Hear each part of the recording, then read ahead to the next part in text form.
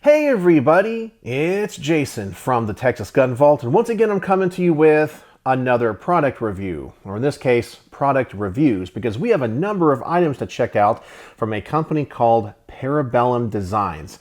And they are a local to me manufacturer of 3D printed rifle stands and magazine loaders.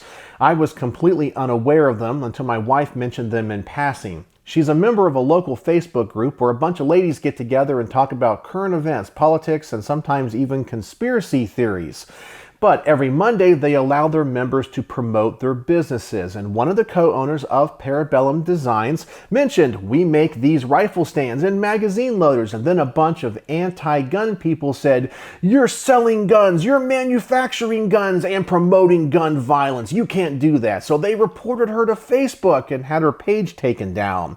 But I mentioned to my wife, have her send some of these products over. And if they're good quality, I will showcase them here on the Texas Gun Vault. And I have to say, I am quite impressed with the way they look and the way they are built. So that's what I want to do. I want to review these. So let me go ahead and adjust the camera and let's take a look at the rifle stands and the magazine loader from ParaBellum Designs. And the first product I want to take a look at are these rifle stands that utilize the magwell to support the firearm. We have one for an AR-15 and one for an AR-10. The one for the AR-10 will be compatible with guns that accept SR-25 magazines. And unfortunately, I don't have anything into the channel currently for review that this would work with. So we're going to set this one aside, but I can definitely test the one for an AR-15. As you know, with 3D printed items, you're going to have a little bit of a rough texture. And one of my concerns with all 3D printed items is their durability. Often, they have a little bit of flex and play in them, but I know additive manufacturing has come a long way. And this stand feels very durable. It feels solid. I'm not sensing it flex in any way. We also have some holes in the base if you did want to mount it to your workbench. It should be noted that this is for display and not to be used as a gunsmithing tool. So if you need a vise for a lower receiver, definitely get a proper one. But if you're looking to display your guns, this might be the perfect way to go. I don't see any manufacturing flaws or defects with it. It seems to be solid. So let's go ahead and try this out with this 300 Blackout SBR. It does have a cutout in it for the magazine catch. It should lock into place, and it does. And it seems to hold the gun just fine. And I'm trying to knock it over. It does seem to be very stable. And of course, if you did screw that into your workbench, it's going to be even more so. So I have no problems with how that is working. It definitely feels solid. And if you're looking for a nice little display for a gun, I think that is a great option. No problems with it whatsoever.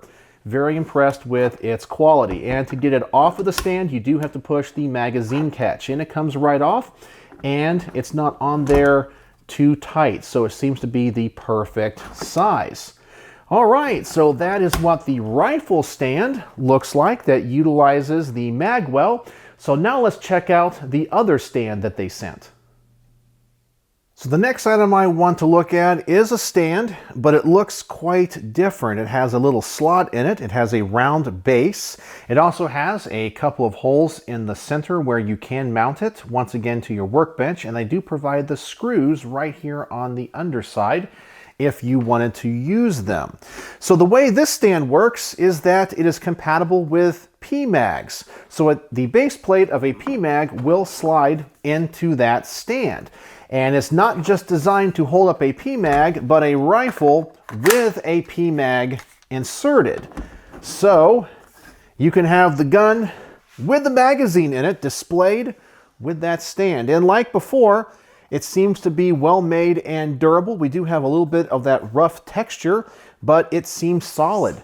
I have no problems with it. It seems to be very stable, and I am quite impressed with it. It seems to have the correct angle to be compatible with the PMag, and it should be noted it's only compatible with Magpul PMags. You can't put in a GI magazine and have it work. So I think that looks very nice, and that is definitely a really cool concept and something I have never seen before. So they obviously have some different types of stands depending on how you would want to display your guns. I think both are quite innovative and high quality. So they're simple and easy to use.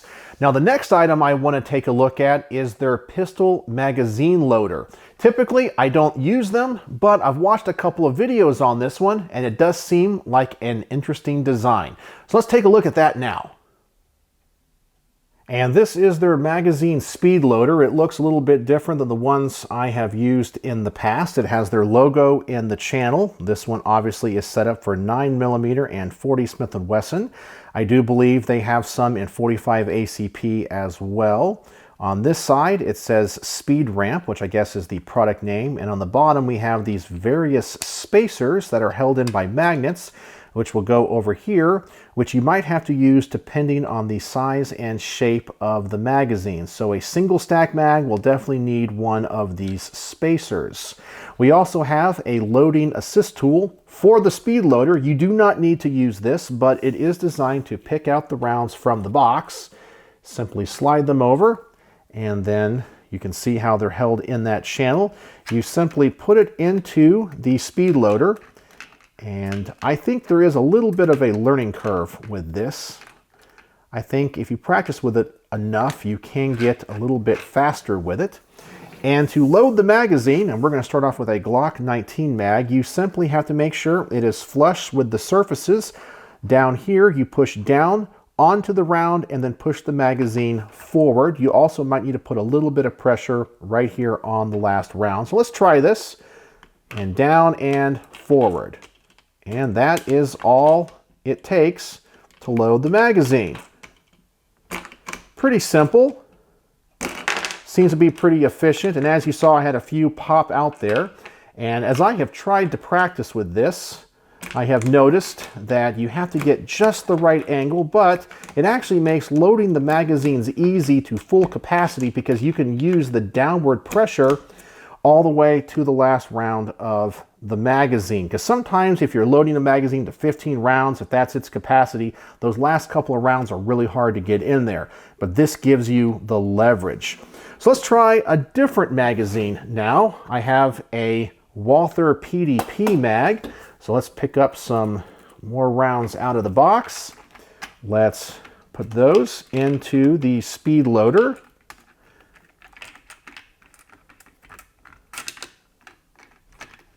And they got a little bit stuck there. Now I've seen some people do this super fast. So this is just my first time trying to use this. So as I mentioned, you probably need to practice with it. And I believe this is going to be pretty close. I won't need to use a spacer. It looks pretty good. So let's try this one, down and forward. Now this one actually feels like it's working a little bit better. The shape of this mag seems to fit the speed loader a little bit better. Yep, and I missed it. I kind of feel like the distance of this channel needs to be a little bit shorter for it to work better. It just moves around a little bit too much. But I was able to successfully load that mag. So the last mag I want to try is a 2011 magazine, and I do believe I am going to need a spacer for this one. So I'm going to go back to the back here and pull off the smallest spacer, and that's because the top of these magazines feed to a very narrow point. So I will pop in this spacer right there. Let's load up some more.